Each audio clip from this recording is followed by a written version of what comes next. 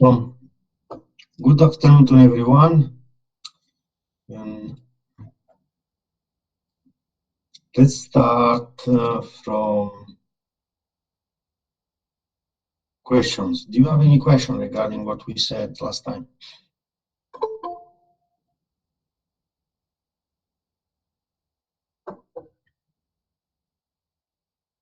Yes? No?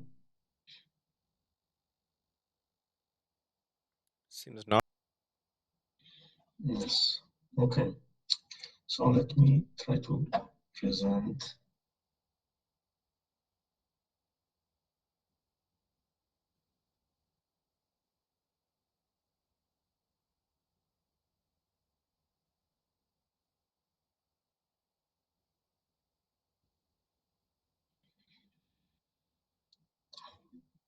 Well, where we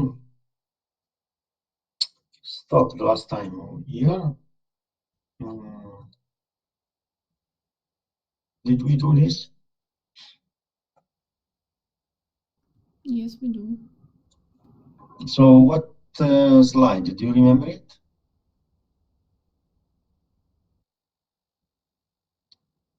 This one? Do we have these slides? I think so.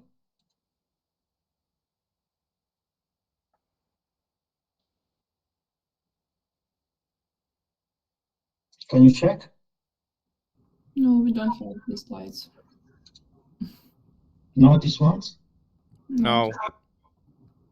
You didn't send this presentation. So let me do it now. Just a second.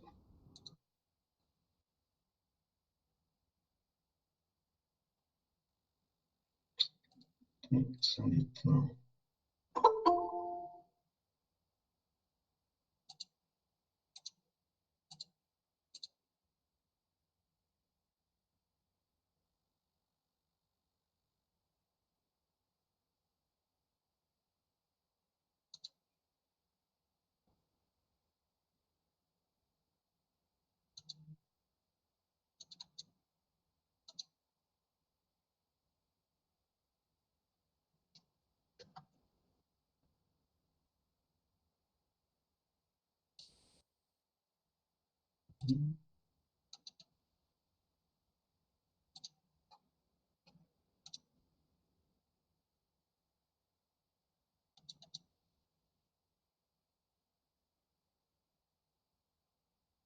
Yeah, you are the other one, no? The one where I talk about mortgage-backed securities and ratings and so on.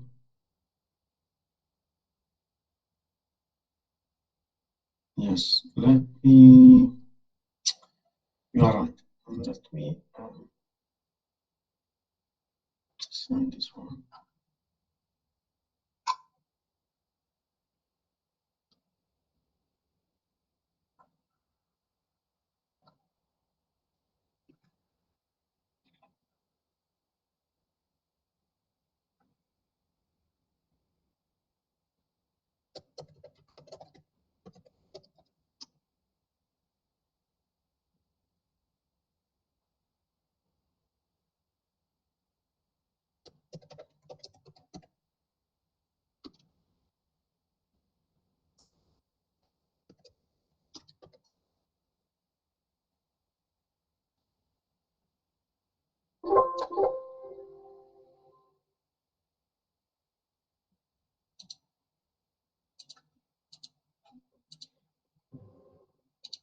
Can you check your email now? Yes, we see it. We received it, yes. Yeah, because if you don't have on your computer, that is a problem. You cannot see well my screen, no? You said that you have this issue. So it's better for you to see on your screen. Okay, good. So let's start with this presentation again. So do you remember where we were last time? I guess we were on the 16th slide. 16? Yes, we were. Okay, let's go to 16. Yeah, essentially, let me move this one. I guess that you see this thing and this no problem. So you remember what are the reason why we enter in this kind of deals? No, we want either to make money or we want to hedge. Essentially from our position from possible changes in the market. So then we buy or sell derivatives. And so there are different kind of derivatives. One kind of derivative is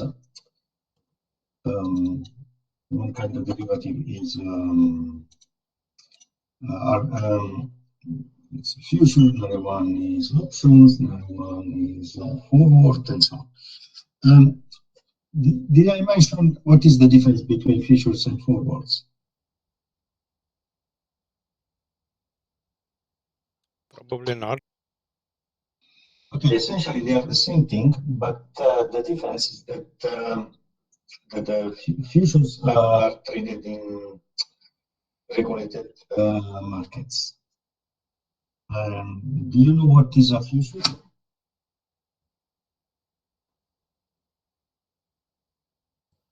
I think that future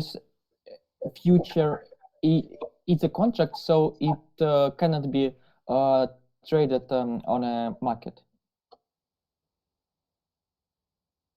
It can be.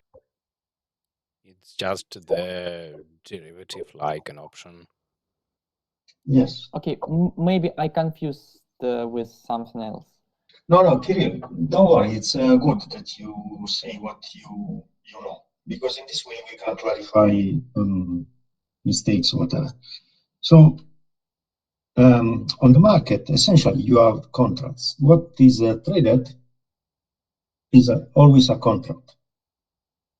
And those contracts are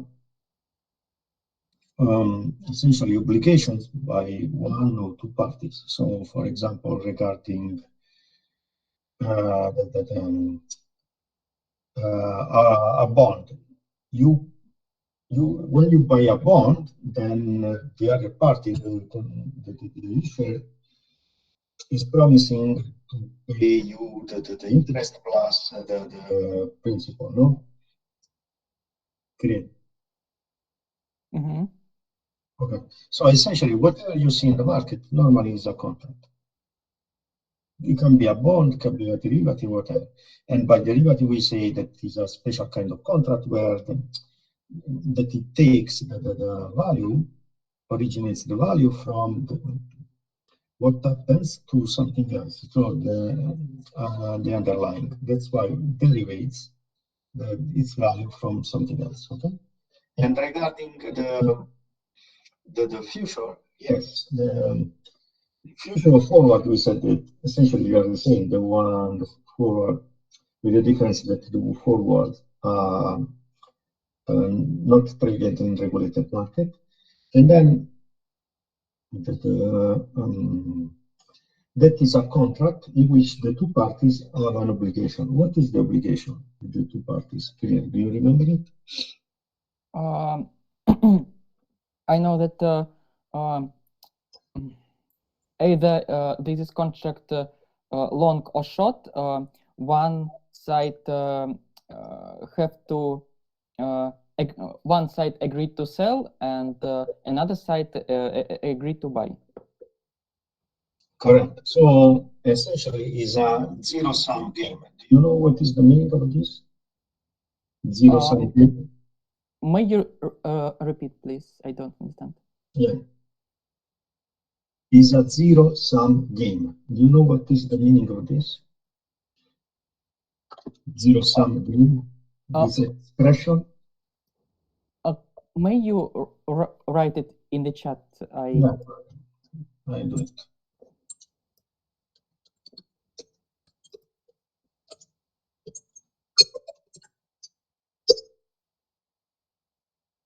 Okay.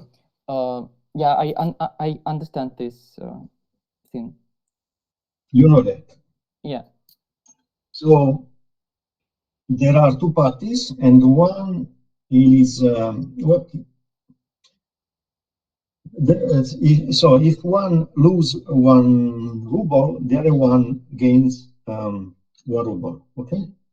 So that is asymmetric. So there is an exchange of wealth between the two parties. So if you are long and the stock, the underlying goes up, what happens? That you make money. But the other party is short. If you are long, the other party is short, no? And that means that the other party lose the same amount of money. Okay. Yeah. Good. And what is the biggest, the most important difference between futures and options?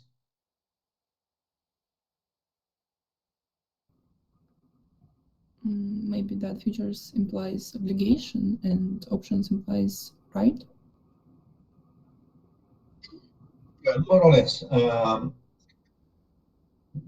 When you have a future, you have always the duty to execute the deal.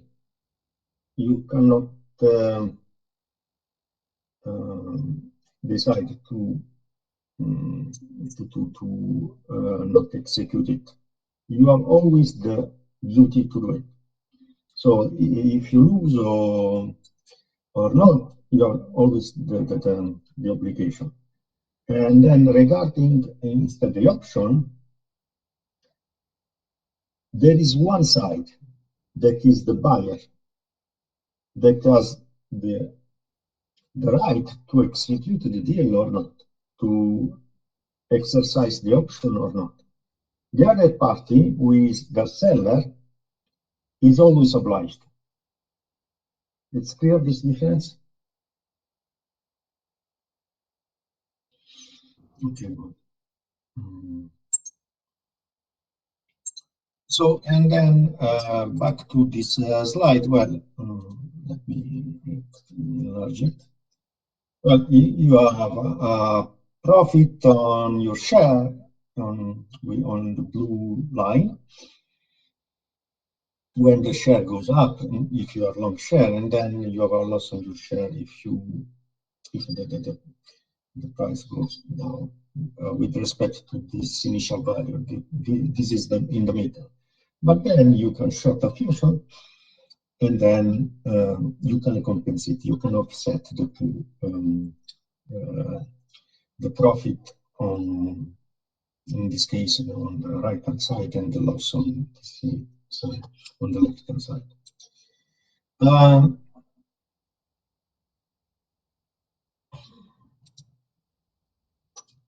And then,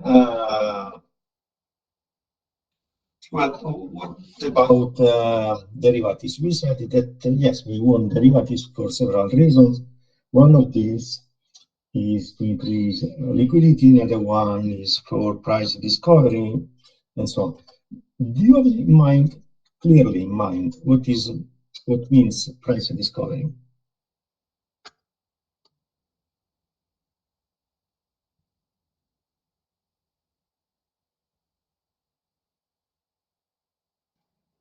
It means, I think, the process by which an equilibrium price is discovered, because if there are bids and offers and they bid and offer at some price, then the price is discovered. More or less. Is anyone else having an idea?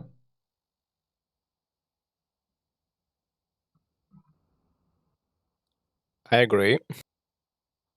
Okay, so let's make an example. Let's say that there is a market in which there are only buyers, no? And then this market is the real estate.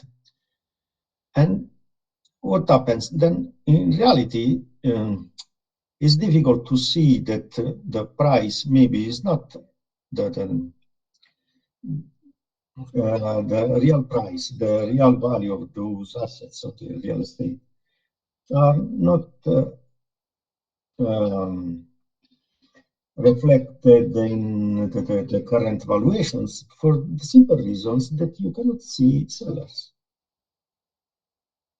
So if you have derivatives, then with the derivatives you may enlarge the spectrum of available instruments for investors. And then we said that with derivatives, so for example, futures, options, and so on, what we have in addition different from real assets.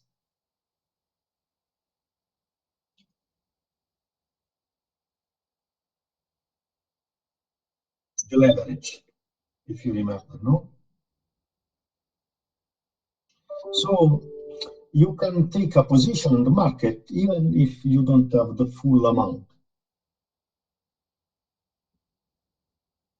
You see what I mean, Daria? Yes. Okay, good. So thanks to this, then you can make at least initially, because then you can have big losses. We said, and then you need to restore your margin if you have big losses. No, every time there is at the end of the day, at the end of the negotiation, and there is a settlement in which you have to pay the counterparty the amount that you lost.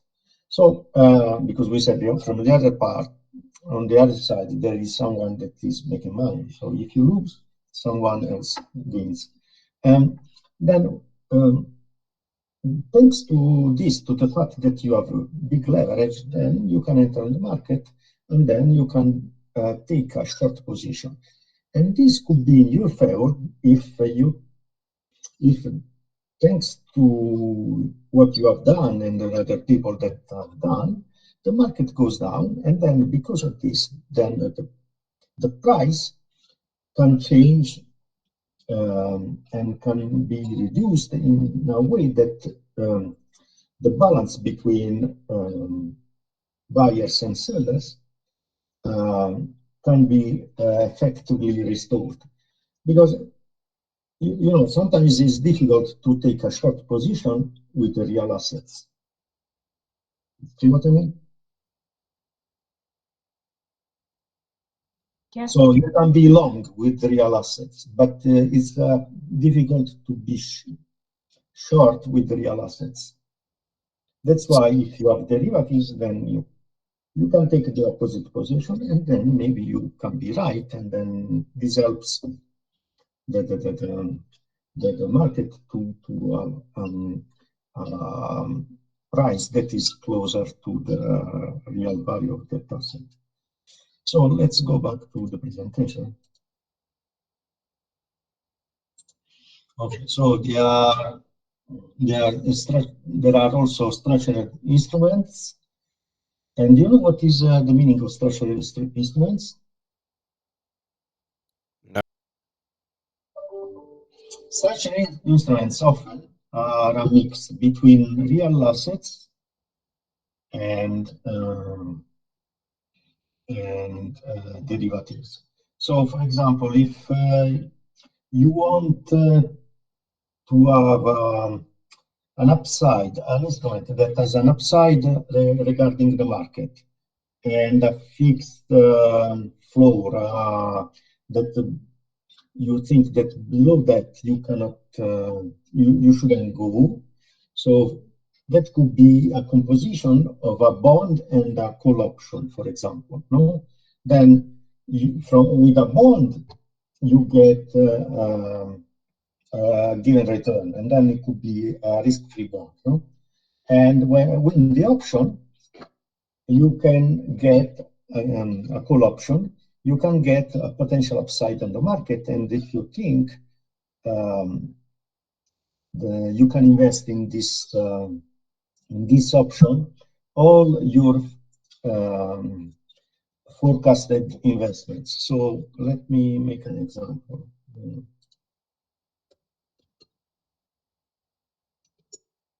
I will show paintbrush because we have this class in this way, and it's a little bit tricky to normally I have the board to the blackboard.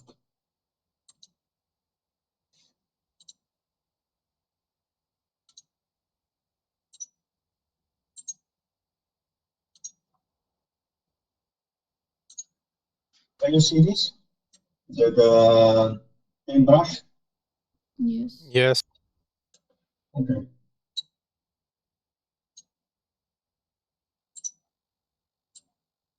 So essentially, what is a bond? A bond is something like this, no? That you buy something now, and then in future you will get a stream of dividends plus final payment, no? The principal, correct? So you expect that the value of this instrument will grow with time. So here we have time. Can you see, or is too little?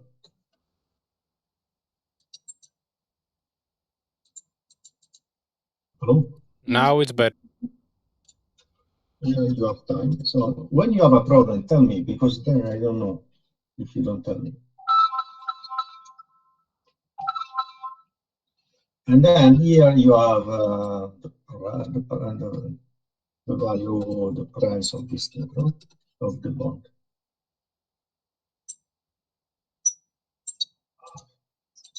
Well, value. You can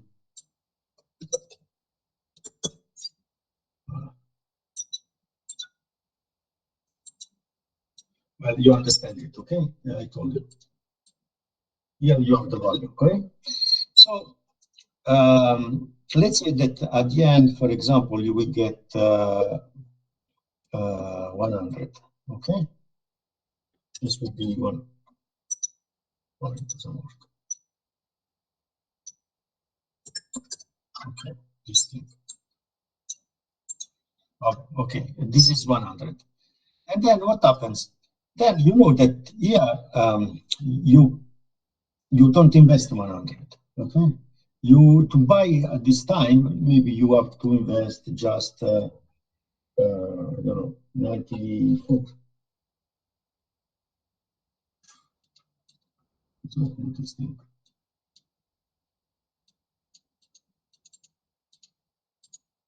I'm not making it too well.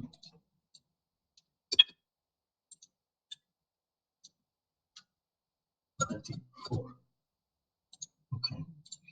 so you know that at the end, for sure, you will get this because we said that this is a risk-free asset.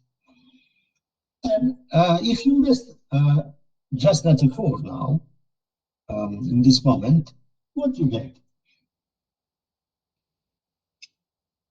The difference, that is 6, can be invested in options. It's clear what I mean? Yes? So this 6 can be invested in option, and then you have a structured instrument in which you have one part that gives you a floor. So by at the end you will get, because we said that this is a risk-free asset, for sure you will get 100. And then with that 6, because you have leverage, then you can get an option, and we a call option, for example, and with that, you have an upside on the market. If you think instead that the market will go down, what you should buy?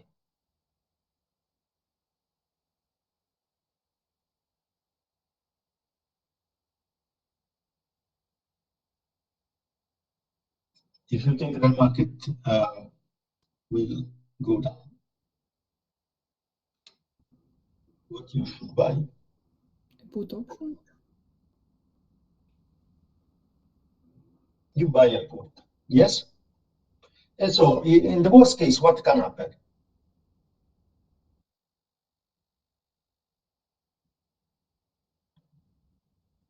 Hello? In the worst case, what can happen?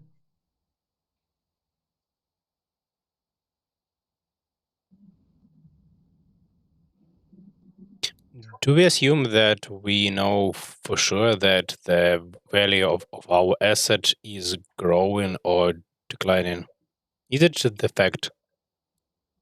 Yeah, because that is a risk-free, we said. It is a risk-free bond. In this case, why can it go down? Because a risk-free bond cannot go down.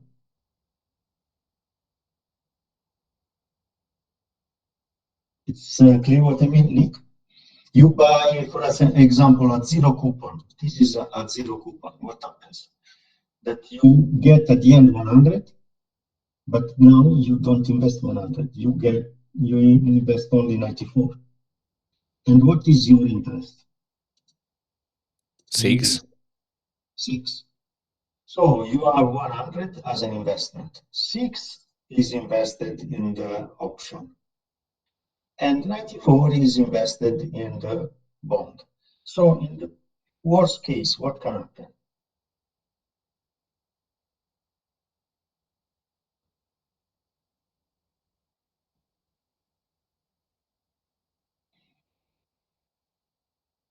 I can just get my 100. Exactly, because the option is if you buy, gives you the right, but to exercise it. But you are not forced to exercise it. It's not a future. So you can't have a loss there with the option. And on the other side, we said that the bond is a risk-free bond. So for sure you will get 100. So in the worst case, you will get 100. It's clear to everyone, this thing? In this case, what kind of option do we, I don't know, take part in? We buy. So we said, if you think, you expect that the market will go up, what you should buy? A call option. Yes, but we don't expect anything. We know for sure that our asset will be 100. We don't have any uncertainty, don't we? No. You buy 94.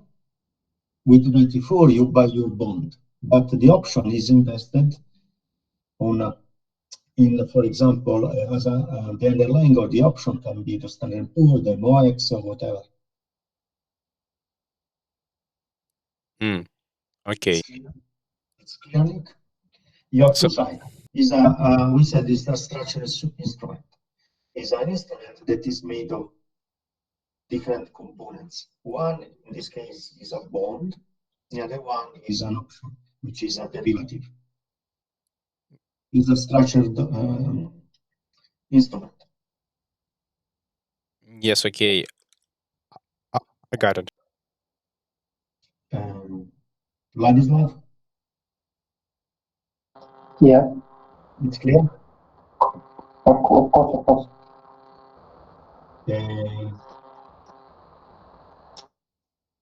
Elvira, is clear? Yes. Okay. So let's go back to the presentation.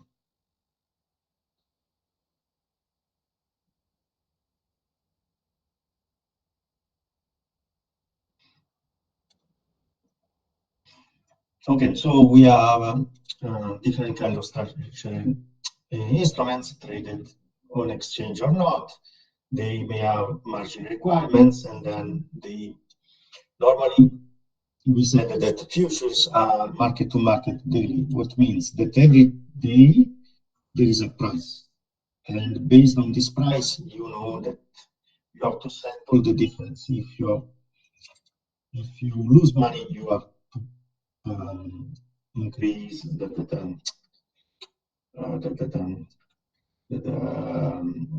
have to pay the counterparty, so you have to increase your balance in the bank. You have to put some money on the bank account, and so on, and then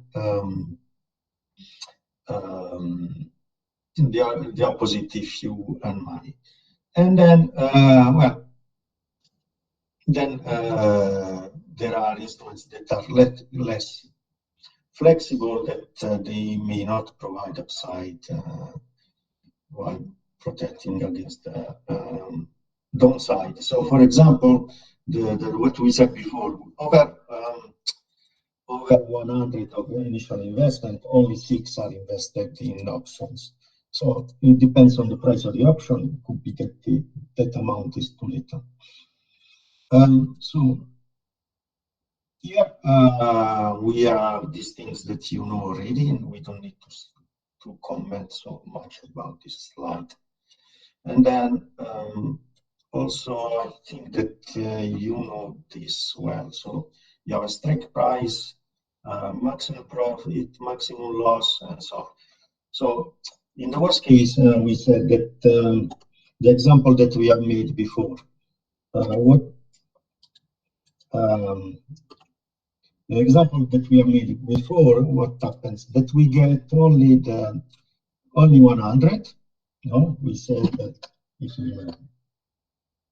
and then the premium that was invested, the 6 that was invested in the option, is lost. That is called premium. No, the amount that we have to pay to enter in this contract, the option contract we said. And then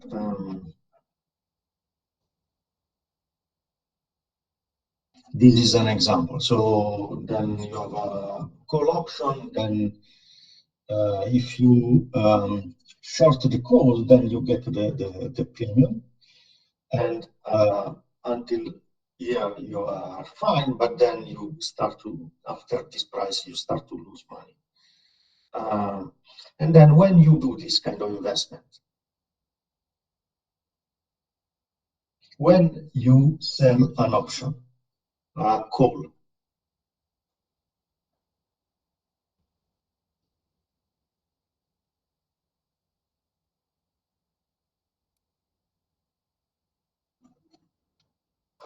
when you believe that the market will go down. Exactly. So you, this way, if you think that the market will go down, then you get a premium that is, in this case, is 10, and then you wait that to cash out, cash in the proceed. Okay, so this is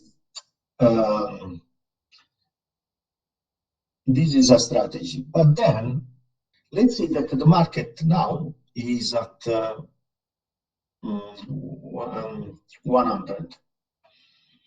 You believe that the market will go down, but you want to be you are risk averse, and then you want to protect you more about a potential upside of the market, because what we said that we start to lose money if the market will go up, correct? If we are short call. So if the market now is 100, and we are a little bit risk averse, and we don't want to have big problems in case of upside on the market, what we should do? Well, an easy way is to increase the value of the strike. So if the strike is not 100, because we said that now the market is 100. If the strike is not 100, sorry, if it's not 100, but is 110, then up to 110, so up to 10% more of the market, you still make money. It's clear what I mean?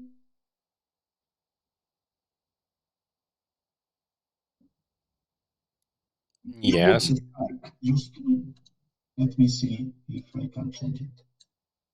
Let's say that I move the strike here, for example.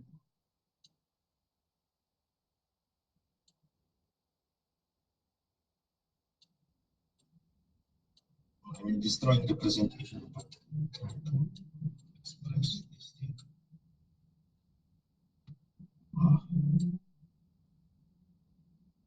The strike. I move the strike here.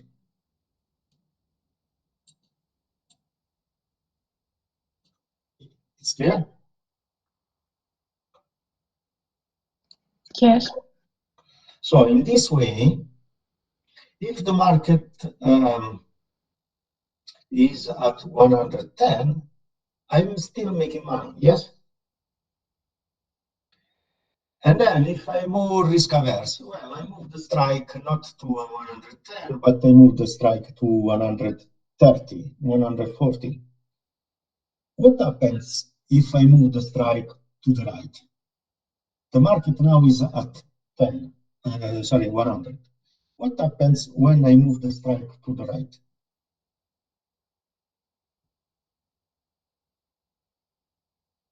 No one will buy your call. Well, it could be that there are few people that will buy, very few people. And what happens when there is less demand? Strike price should fall. No, not the strike price. What should fall?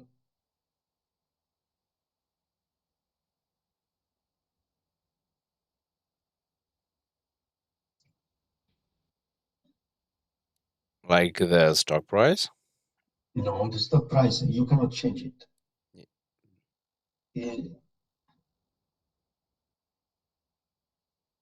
What should change? Sorry, Arina?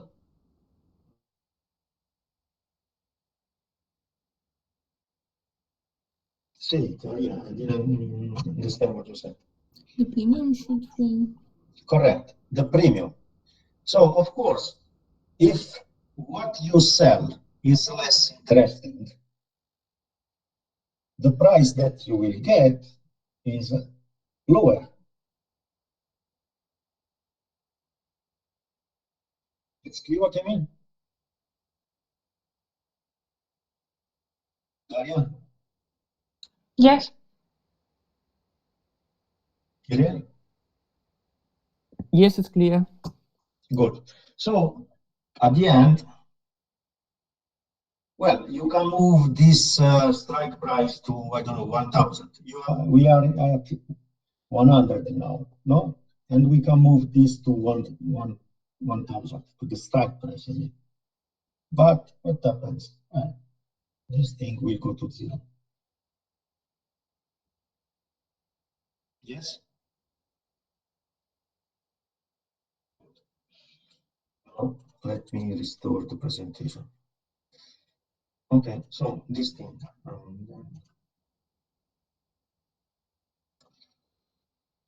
Well, then this thing is something that you already know. We don't need to discuss it. And then, well, we are the same thing. The other side, we are put and we are long put. So what happens in this case? We sold this put at the strike price of 100, but because the premium is sorry, we bought it, not we sold. We are long because the premium is 12. We paid 12, and then when we start to make money, only when the share price, the underlying price, is less than 88. At 88, we have the break-even. Is this clear? Yes. And here we can make the same the same consideration that we have made before. So instead to negotiate this strike price, 100, can we negotiate another strike price? For example, now we are in this point, at this point, 100. Can we negotiate another strike price, for example, at here, for example, 110?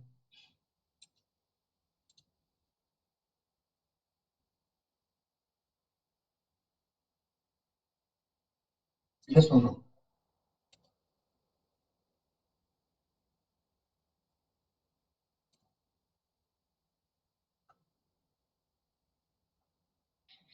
Can we negotiate a long put at 110 instead of 100? It's better for us, so it's not better for the seller of this option. Okay, so for us it's better. Okay, did you say it? Yes, yes. Okay, for us it's better, and for the seller is not better, it's worse, no? Yes, I agree. What is the consequence of this? So the seller would deny our suggestion, maybe. Maybe not. Maybe not. What is at the end? It's all a matter of Risk. and money. Should the premium be less? We have to pay a bigger premium. Is the opposite thing. Because this is better for us. And we are, no? And it was clear said that is better for us and worse for the seller, right? Nick, do you agree? Yes, yes. Yes, and here we are taking long position, right? Correct. Okay. So in this case, instead to pay minus 12, maybe we should pay 20, 30, no? Because this is worse for the seller. So as as for anything else in finance, this is not love, no? So everything is just a matter of money. And then you find someone that is negotiating with you at this condition, but in order to do that, you have to pay more. It's clear? Good.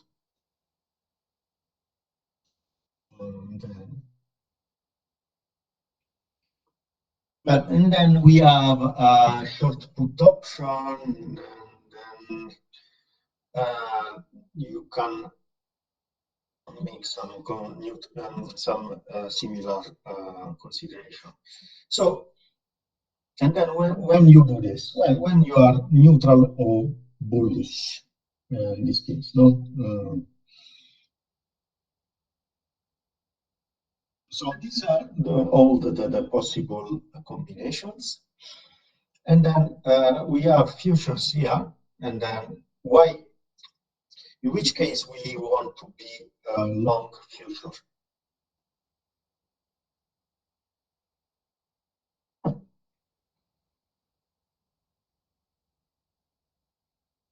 May you repeat your question?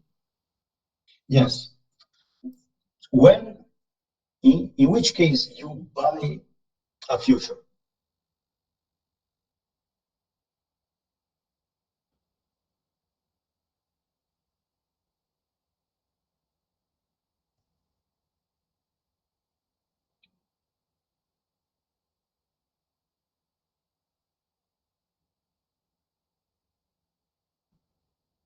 When you believe that the price will go up? Exactly. But we said this be with Arena. Then a future is an obligation, always. While the option is an obligation only if you are a seller, a future is always an obligation. So you not only you think that the price will go up, but you are strongly convinced that it will go up. Arina is clear, no? And for the call, okay, for the call is a little bit different. Yes, you are bullish. Bullish means that the market will go up. But then you have a kind of protection. So in the worst case, what can happen with a call, we said? In the worst case, you Lose premium. You exactly, just lose the paid, premium. yes. And then, in which case, you lose a lot of money with an option, but really a lot of money. In short put? When you are short, either you are short call or you are short put, no? Because then the amount of money that you can lose could be infinitive. When you sell an option, potentially you may have infinitive loss. Potentially, okay? In the Yes, case of a short call, right? for example, correct. Okay. Because Because then, on yeah.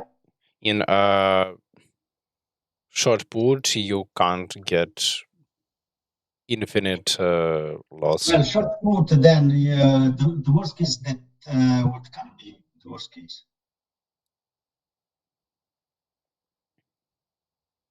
You just pay. That your asset, the underlying, will go to zero, okay? Yes. But you have a problem. You don't lose that money, but you lose the leverage. The asset itself, right? No, you don't have the asset. So let's say that your asset is worth 50, Nick, and you buy this. What can happen? The worst case that can happen to you. What is it? It's gone. Okay, so you lose 50. Yeah. That is the worst case. But if you have an option, if you sold an option this, what is the worst case? Is 50 minus 50 times your leverage. Remember this, Nick, you have always Yes. leverage. And depending on the leverage, depending on the number of contracts, it could be that your loss will be enormous. So a derivative is not the same as the ownership of the asset, because again, you have number of contracts plus the leverage. In the case of the physical assets, what matters is just how many assets you have. But when you have a derivative, you have a leverage, and that could bring enormous amount of losses. So once again, in this context, leverage it's the number of contracts we made. No, right? The leverage is, if you remember, a derivative. With a derivative, you will buy. In the contract is written that the derivative as underlying as 1,000 shares, so 1 million shares. Do you remember this? Yes. So not only that the contract says that your underlying is, I don't know, for example, Gazprom, but in the contract is written that you have 1 million of Gazprom. It's clear what I mean? In this case, you have a leverage of 1 million. So if you have a loss of 1 ruble on Gazprom, then it could be that you lose 1 million rubles.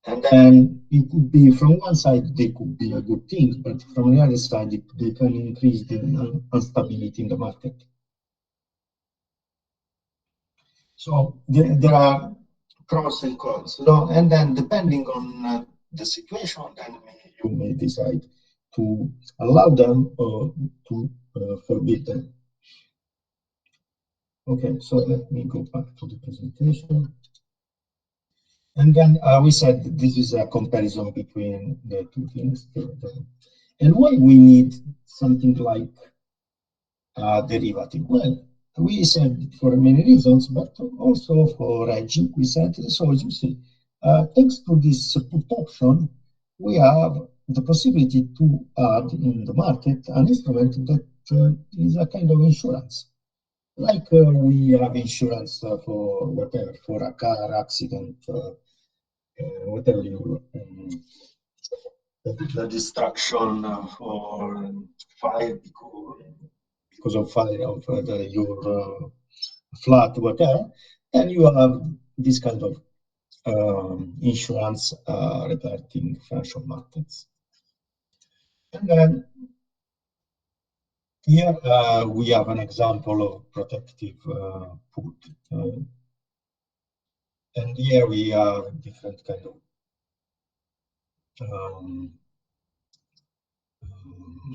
three instruments, for example. Then you have the share. We said that we have this Gazprom share, no? And then you are long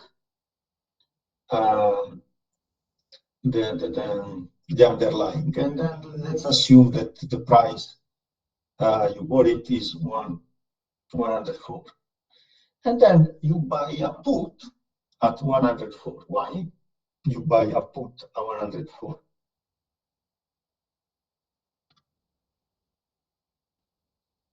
Because you want to make sure that you are protected in case of markets goes down. Correct.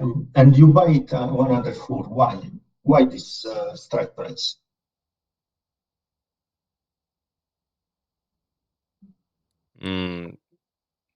Because if market goes up, you can just be at the same level. Well, you will pay 12, but still. Yeah, the idea is that you don't want to lose more than that. That is your reference point, no? 104. You don't want to lose more than 104. Okay, so this is the thing. Then well, if you buy insurance, then you have to pay, of course, no? You have to pay this premium. And then what you can do on the other side? Well, the combination of this green, you see the green is your position. So the fact that you have share, the combination of the green and the red provides you with this payoff that is that you lose maximum 16. Why 16? Because you have to consider the fact that you have this this premium that you paid, but on the other side you start to earn to earn money from 104. That's why we selected that strike price. So up to the cost of this up to 116, you still make a loss, but above that money, that amount, you start to earn money. So this is the insurance that you have to pay. Again, why we have minus 16 before 104? Yes. Why? Why not minus 12?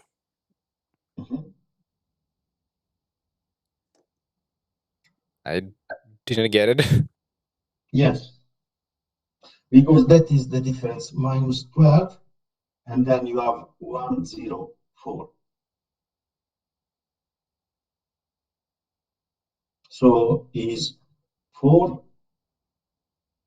1, minus 12, minus 4. So at the end is minus 16.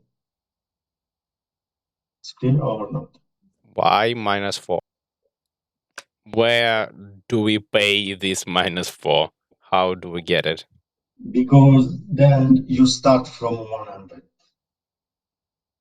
So from minus 100 to 104, you are still, you are starting to lose money.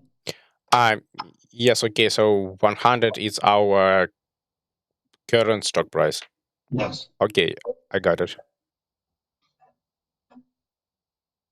Okay. Okay, so yeah. Well, then you have discovered the call and so on, and then we sell it. You can do the same. Okay, when you are long, you buy. But another way to sell the same thing is to say to write an option. When you read on the book, any book, you read writing an option, it means that you are long. It's clear? It means what? Okay. To write, it's a technical terminology.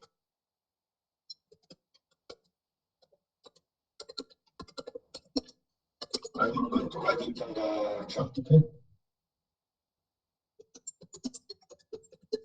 It means to sell an option, right? A third definition. Yes.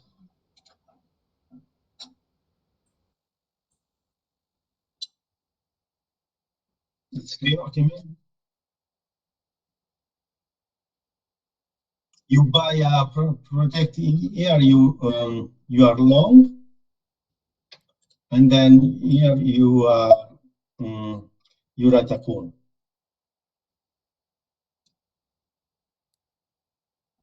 Okay, so we take long positions in a call.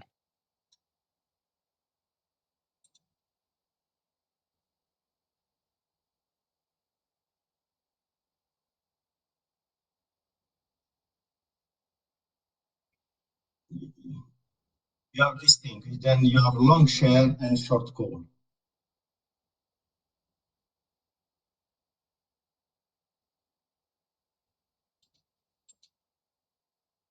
It's clear what I mean?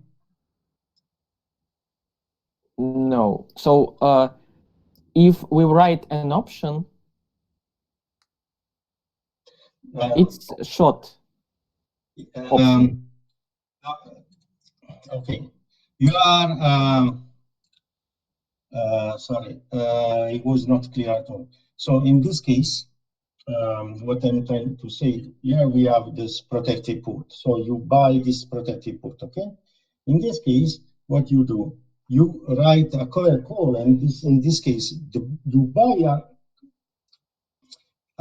sorry, you short the call, but you have this covered call. So you I was not clear, and then you are right, and this is the final effect, that you have a covered call, and then you are long underlying, but then you are short call. You are right. I didn't say it correctly. I didn't explain this correctly. Okay. Clear? Okay. Sorry for this. What do you say? Bad explanation. You are when you are writing this covered call, it means that you enter in this kind of contract, and then you are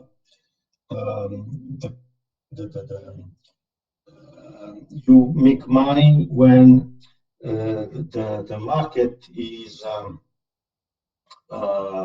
increasing, because you get the option, the price of the option. Okay. But on the other side, you make a loss if the price of the stock goes below that value, no? The strike price. Yes? Hello? Yes, okay. Sorry for this. Okay, and then you can create long puts and straddles, call spread, and so on and so forth. Let me show this one. So this is something that we already know. And then what is the logic of this long put versus our short sale? Because we said that we need derivatives, and then derivatives are meant for several reasons. And then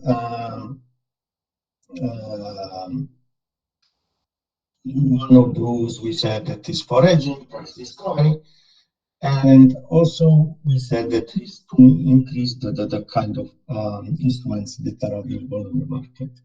So what is this short sale? So a short sale is like buying a put. And what do we mean by buying a put?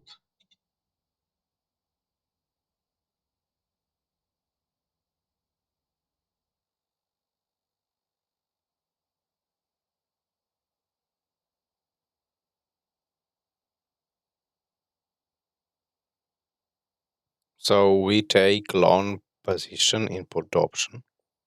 No? We pay the premium. You turn off your microphone. And now? Now we hear you. Okay, thank you. I don't know what happens. Okay, so we said that there are two options. Either you have the real asset or you have the derivative, okay? And then we made an example with futures. We made an example with the put. And we said, okay, a put is like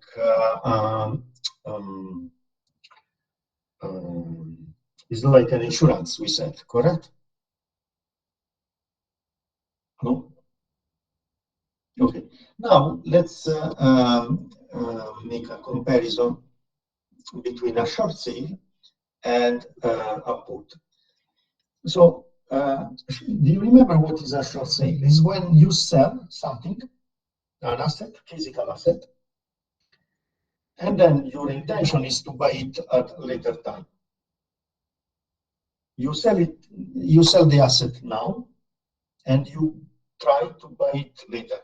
And what is your objective? Why you do that? Because we think that the price will go down and we'll buy it cheaper. Exactly, correct. This is exactly the thing. Then is the short sale. But then you can do the same with a put option. Yes? Yeah, put option is the same because you expect, you hope that the value of the underlying will go down.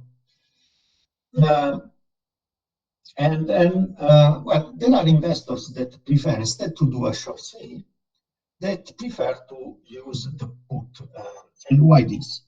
Well, maybe just because of the leverage. We said that if you do the short sale with million of Gazprom, you need to do that over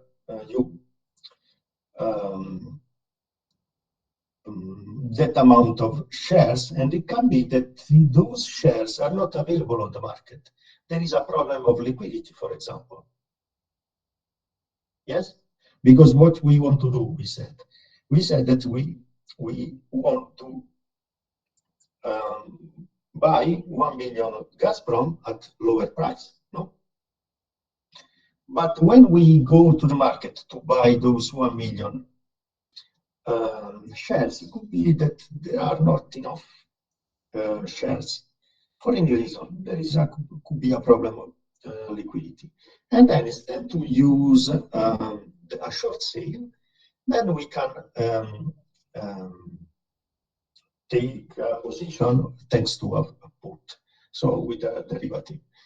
And then the other advantage of the put is that the fact that we limit the loss to the option premium. And then if you remember, we have a leverage with the option, and that means if we have a leverage, it means that we don't need to invest the full amount of the trade, because we need just to put the margin to post the margin on the bank account. It's clear what I mean?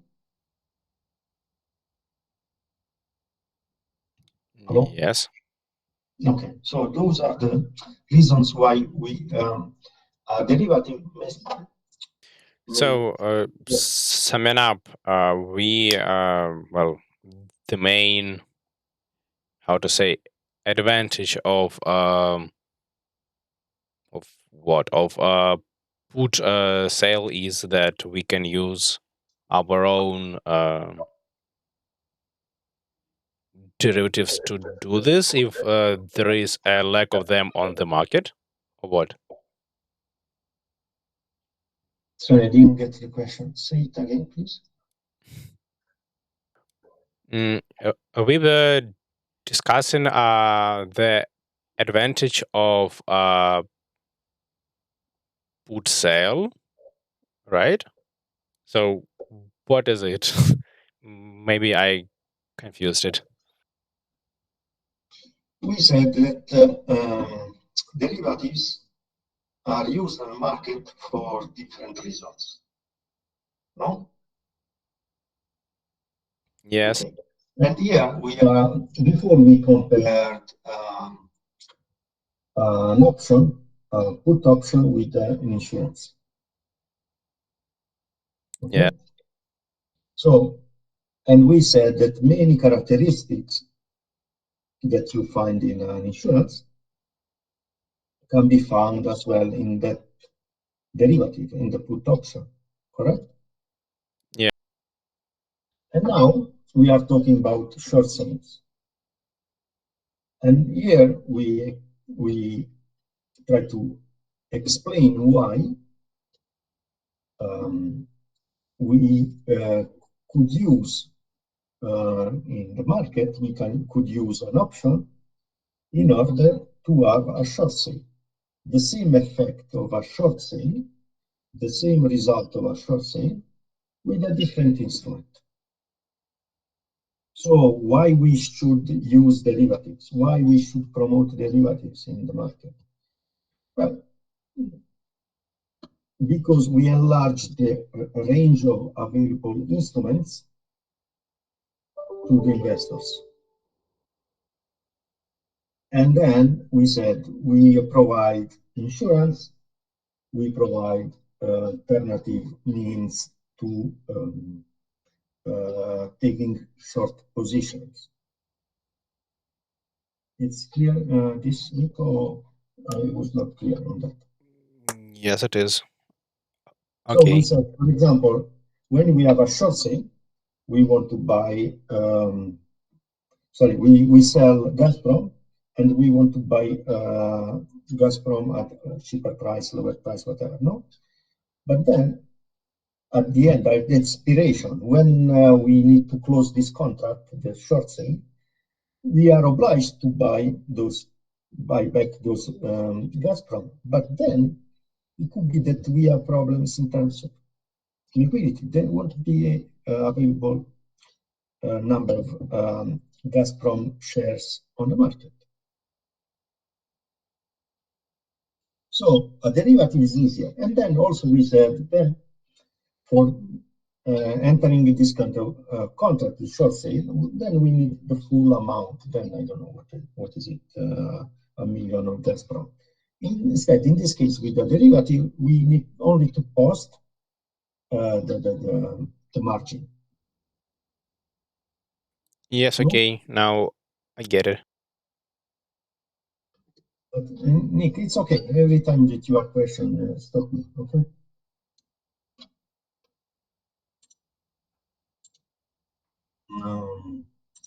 Well, and then what are the problems regarding this? We already mentioned, I sent you a document handout for this, so we don't need to discuss also this thing, we don't need to discuss.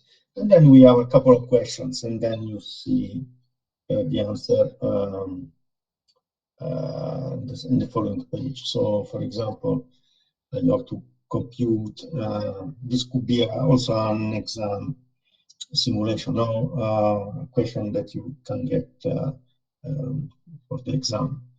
So you can read this by yourself. You don't need to read this slide. I want to comment on this before we close. We ended the class. So this is the pool call ratio. Okay, and this is a recent graph, but if you see at the end, on the bottom of this page, you have the link. Yes. So Yes. you can, from that link, you can get an updated figure. Okay. Then let's comment a little bit this. So, in your opinion,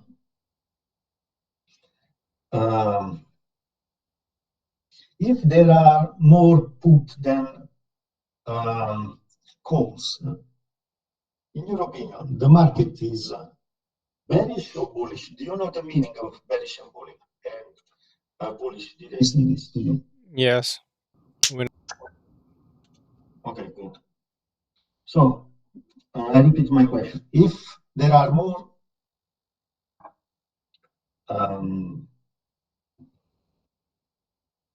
put than call, the market is bearish or bullish? Bearish. Bullish. Why one and why the other one? So we have a put call. So the denominator is the number of calls, and the numerator is the number of.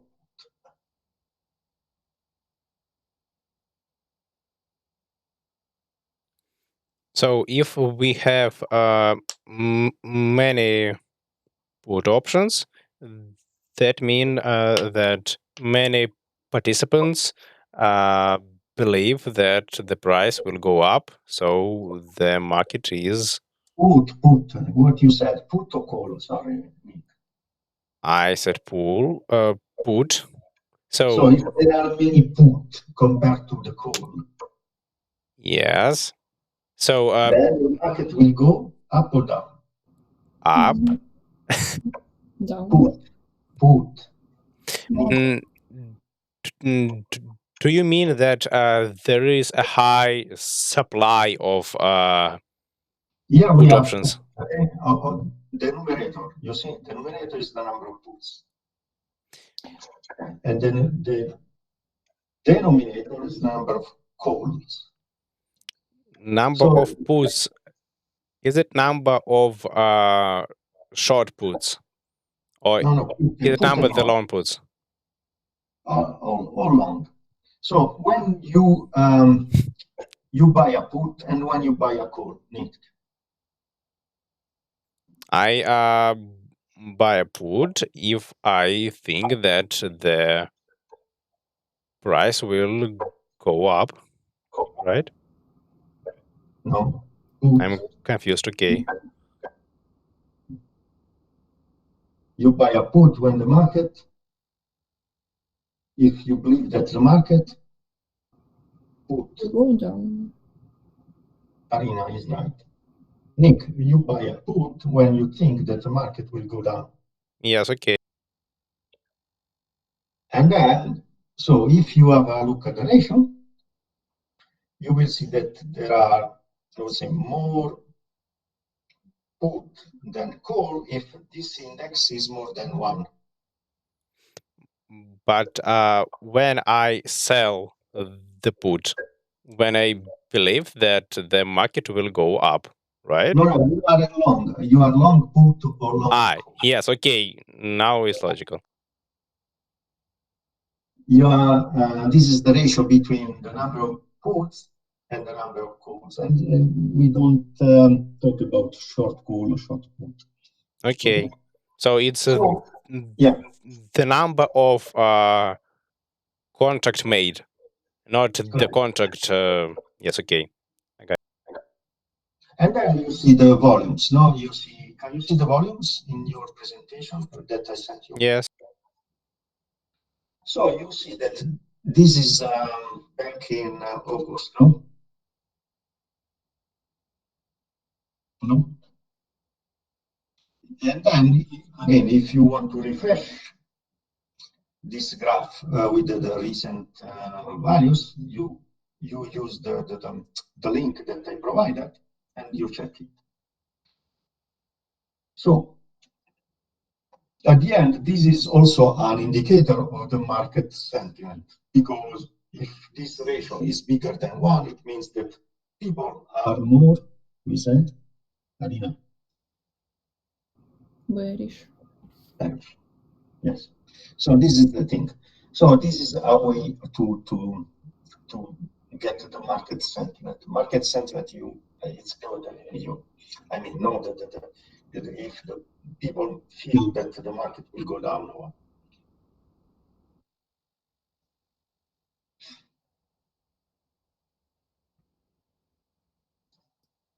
May you repeat your question? I didn't ask a question now. I said that this is the market sentiment. Market sentiment means if the feeling of the market, so the expectation of the traders about the future evolution of the market. So clearly, if there are many people that buy puts, it means that many people believe that the market will go down. And at the end, the market is made, is always what we said, the location where there are sellers and buyers, where there are people that are positive and people that are negative, people that sell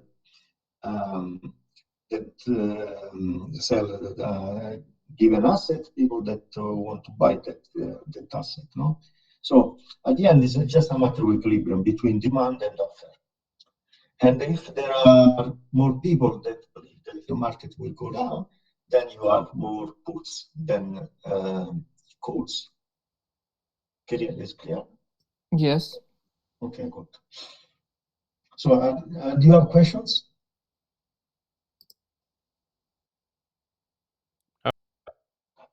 I think that we finished today, no? Yes, we did. Okay, good. So I wish you a nice afternoon, evening, whatever, and then let's meet on Thursday. Thank you. Goodbye. Bye-bye. Goodbye. Good.